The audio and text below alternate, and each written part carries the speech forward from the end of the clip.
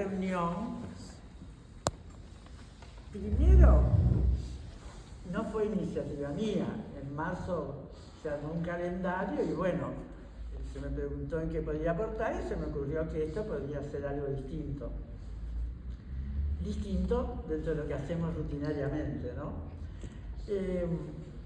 Creo que para hacer esto que sería el fondo de la cosa, este pequeño monólogo, yo hice unas palabras para más o menos ambientar qué significa el teatro. Que la mayoría lo sabemos, pero bueno, alguna etapa de repente puede ser intimidad, ¿no? Porque siempre estamos considerando que el teatro es un hecho aislado. El teatro.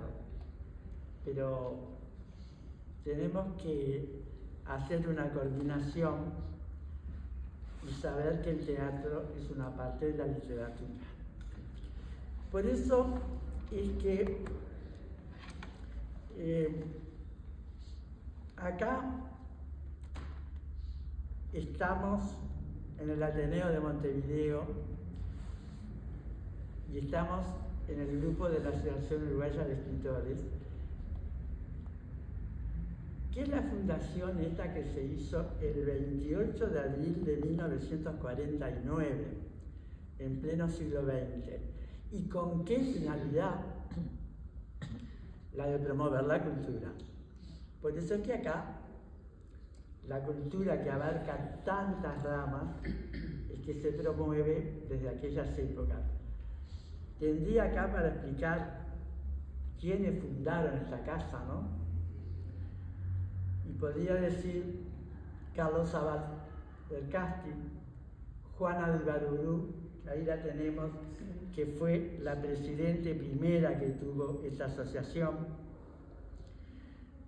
José María Delgado, Daniel Vidal, Montiel Ballesteros, miren qué nombres, ¿no? Raúl Blencio Britos. ¿Este es el padre de Blencio? Bueno, el amigo de Leonardo de niño es hijo de... Recién me doy cuenta. Raúl Blencio Britos, Maurina Medeiros, Carlos Tacconi, Dora Isabel Racel, Gesualdo y Arcionio Maratorio. O sea que fue gente de la relevancia de la época, ¿no? De las grandes autoridades intelectuales que se le ocurrió acá fundar lo que estamos usando.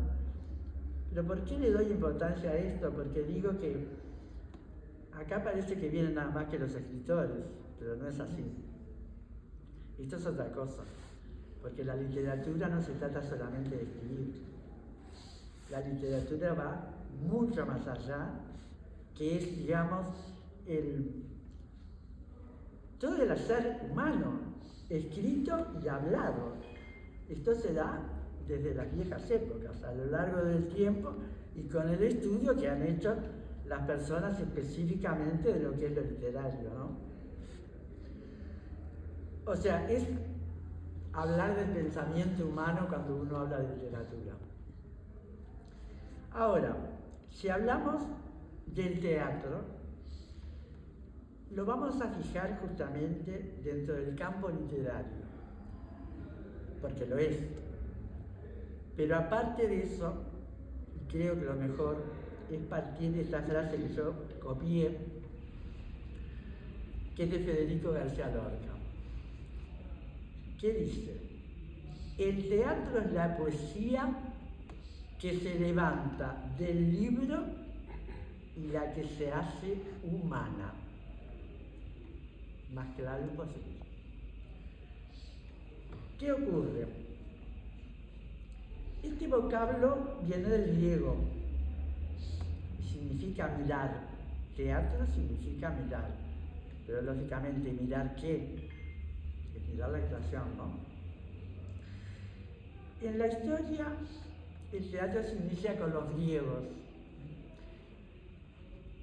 luego con los romanos, pero cuando se habla de los griegos nos estamos refiriendo al siglo V y al VI antes de Cristo.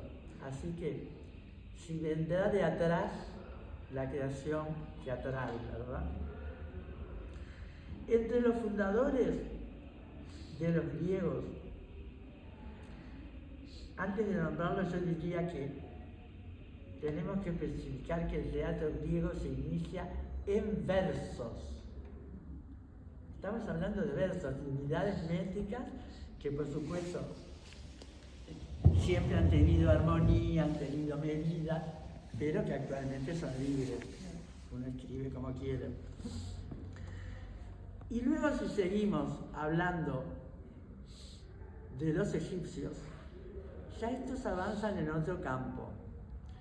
Lo hacen pensando, por ejemplo,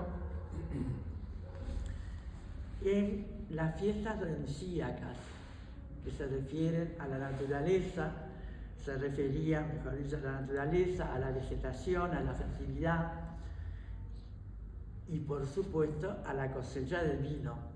Por algo hablamos de las fiestas dionisíacas, ¿no? Entre los fundadores griegos, para recordar un poquito, siglo VI antes de Cristo, Esquilo, con Prometeo encadenado, Sófocles, con Antígona y Edipo Rey, Eurípides, con Medea y con Andrómaco. ¿Y todo de dónde nace? Nace de un texto que en principio, si bien era en versos, ahora vamos a ver cómo se empieza a diversificar. Porque el teatro se empieza a proyectar en 3 ramas diferentes. La primera, la más conocida y la que todos más o menos sabemos que existe, es la tragedia. Se inicia con la tragedia. Y la tragedia, como la palabra lo está diciendo, arranca, va y desarrolla los conflictos humanos. En todo el proceso, y justamente cuando termina la obra, siempre va a terminar con un final o infeliz o dramático o poderoso que a mí me encanta, y ella lo sabe. Me gusta el drama. Bueno,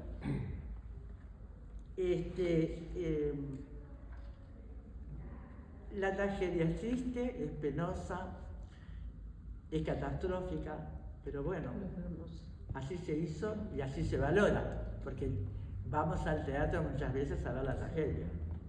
Personalmente me encanta. El hombre continúa, el hombre sigue evaluando su hacer y llega a la comedia. Cuando llega a la comedia es la antítesis, lógicamente. Entonces ahí empieza con enredos, con situaciones ridículas, dando un poco de festividad o de conciliación, digamos, a los problemas humanos, ¿no? A darle alegría, a darle una distensión con la risa. Y aparece a posteriori lo intermedio entre la tragedia y la comedia, que es el paso que da Aristófanes, que si bien es cierto, es tragedia, es más bien tirando a el género cómico con el rasgo difícil que tiene la vida detrás. Esto está siempre referido a las ideas políticas, sociales y religiosas. ¿Qué pasó con el teatro griego? No era como vamos ahora al recinto a ver el teatro. Bien original, por cierto, a mí me encanta la historia, ¿no? Bien original de saber que el teatro se levantaba siempre cerca de una colina, en la altura, y tenía atrás un muro donde se vestían los actores, y después unas graderías semicirculares que ahora se sentaba el público. Bueno, ¿qué era lo típico que tenía en este caso el teatro griego? Es otra de las curiosidades. Los coros. Era teatro cantado. Así comienza la cosa, con el canto. Pero el canto solamente no, porque el actor se iba a disfrazar y a tener máscaras. Esa era la característica que tenía. Y si vamos al Antiguo Egipto, que es un poquito posterior a lo que iniciaron los griegos,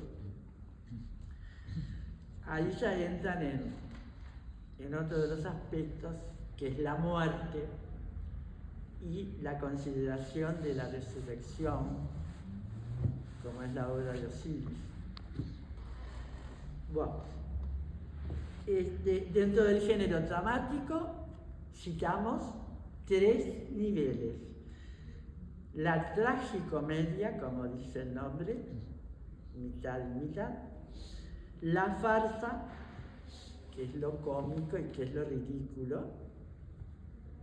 El melodrama, las palabras tienen ya de por sí, ya sabemos lo que son. Melodrama, que es esa exageración del sentimiento romántico y poético. Para los románticos nos viene fenómeno. Es la verdad. Bueno, y el hombre avanza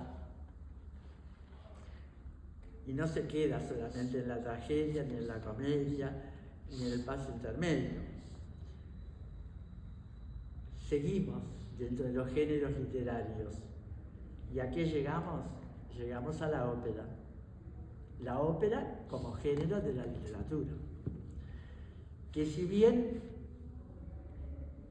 está determinada que fue el primero, lo tuve que anotar, Claudio Monteverdi en 1567, en 1580 en realidad entra la ópera dentro de las Cortes de Florencia, en Italia, con el personaje central que es Jacopo Peri, que hace una primera ópera llamada Dafne, pero que, digamos, agudiza en su temperamento operístico cuando hace Eurídice, que ya la sabemos fue en el 1600. Drama también, sin ningún tipo de duda, ¿no? Y pasa el hombre a una etapa posterior dentro de la ópera. Porque cuando uno va a la ópera va a haber drama, evidentemente. No hay excepciones, prácticamente. Pasa sí un matiz que es el de la opereta, que lógicamente es graciosa, distiende, da un poco de risa, bueno, es cómica. Y por último, viene lo que se popularizó ya en el siglo XVII, creo que fue, esto no lo anoté bien, que es el género musical, dentro siempre de lo literario, El género musical que se extendió, por supuesto, por el mundo, por Europa específicamente, y que, bueno, en nuestro país no ha tenido mucho arraigo, pero si vemos a Nacho Cardoso, es una excelencia. Estamos hablando de género musical, ¿verdad? Todo esto que se basa entonces en la parte teatral como una situación de progreso, de avance, tendríamos que ver qué pasó en el Uruguay, porque ese es el enfoque mundial. Yo no me voy a poner a hablar acá de cosas que tampoco para aburrir, pero es dar una idea de la cosa, ¿no? ¿Qué pasó en Uruguay? Bueno, vamos a partir ya llegando al siglo XVIII. ¿Qué pasó en el Uruguay con el teatro? Inicios. 1793 con la Casa de Comedias. Y vamos a ubicar esto en un momento histórico muy especial,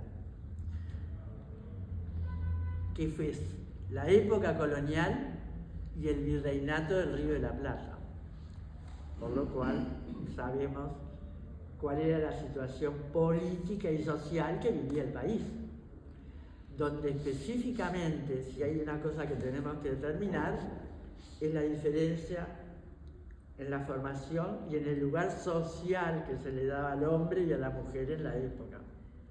Y así se inicia la Casa de Comedias, teniendo justamente un pedazo de grada para los varones, otro para las mujeres y apenas 2 palcos y una platea muy selecta, todo eso último para la gente honorable de la época. Bueno, era la realidad. Al teatro se iba de esa forma.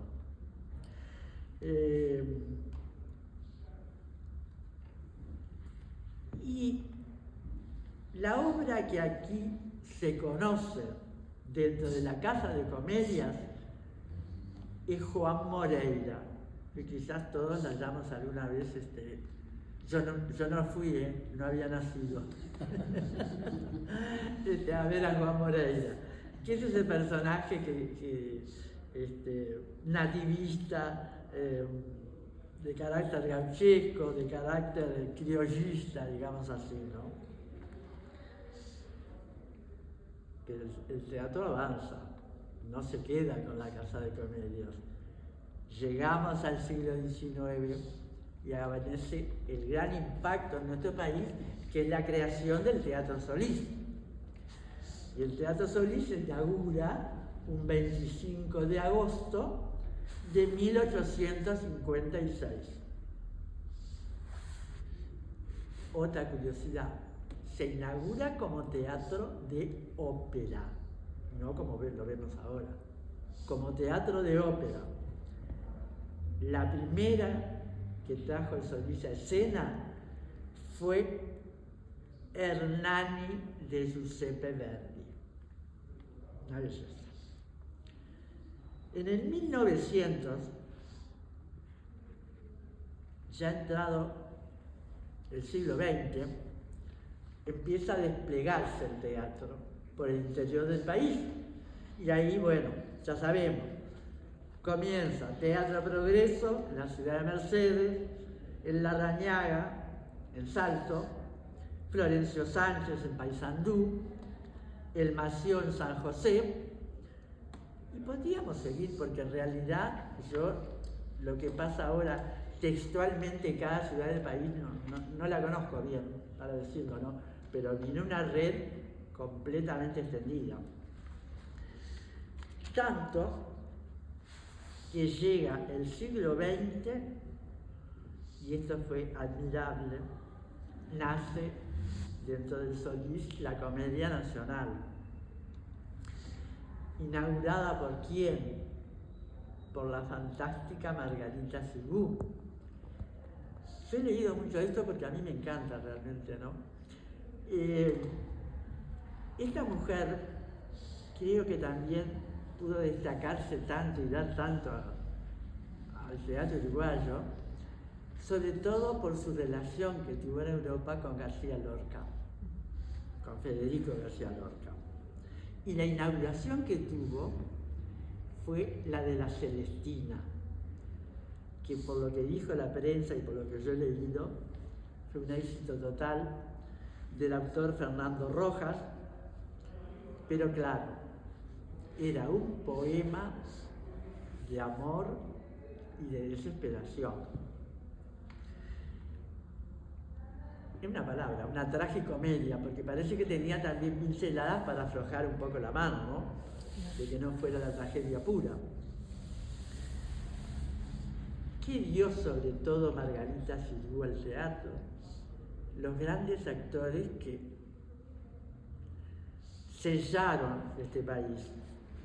Enrique Guarnero, Maruja Satulo, China Zorrilla, Horacio Preve, Alberto Cantó. sin ningún tipo de dudas, personajes que dieron a la historia del país lo mejor.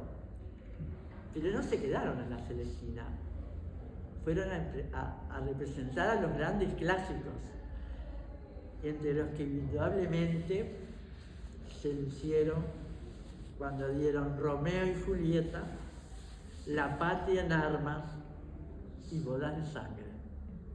Esos son los antecedentes que fijaron determinantemente la comedia nacional en nuestro país. Y después viene el teatro independiente, que es lo que tenemos ahora, ¿no? Ya ahí, con la creación del Teatro del Pueblo, el Tinglado, el Circular, el Galpón, el Club de Teatro, y todo lo que existe ahora que Teresa en eso, yo no puedo competir para decirlo, pero tengo entendido que son como unas 70 salas que existen en el territorio nacional y unas 30 en la ciudad de Montevideo. Por lo cual, uno va al teatro y siempre está lleno. Sí. Hay gustos para esto, gustos para lo otro, gustos para lo otro. Yo estoy yendo menos ahora, pero cuando voy al teatro, siempre hay público. Hay público para esto, hay público para lo otro, y supongo yo que en el interior del país debe ser lo mismo. Digo yo. Bueno, en el asunto del teatro, lo que uno tiene que tener en cuenta es primero el texto que nos ofrece quien lo crea. Y cuando se está frente al texto, aparecerá el grupo de 2 o más personas que son las que tienen la responsabilidad no solo de leer, porque claro, uno lee y lee, sino que avanzar para ver el significado de lo que quiso poner la persona que lo hizo y mucho más de lo que quiere el director de la obra de cualquiera de nosotros. ¿Para qué? Para llegar al personaje, ¿no? Saber que esa esencia que quiso decir la persona que lo escribió pretende algo. Y es lo difícil, poder llegar a dejar conforme al texto y al director. En los grupales, a mí me parece que uno se ayuda un poco, porque con el gesto del otro, con el pie de letra del otro, con la mirada o con la parte gestual, bueno, pero después viene lo otro, que es el monólogo o el unipersonal. Ahí ya la cosa cambia, porque uno pasa a ser el emisor, digamos, y también el receptor de la cosa. ¿Ayuda? Ninguna. La disposición que uno pueda tener, el deseo de dejar conforme a quien lo escribió y al público si existe, y la memoria, que es la que a veces puede o no traicionar. Bueno, eso sería lo que yo quiero decir, nada más que para entender que hablar de teatro es hablar e insertar el teatro dentro de lo literario, cosa que a veces no está entendido. Como no está entendido que hablar de literatura no es solamente escribir, es también hablar.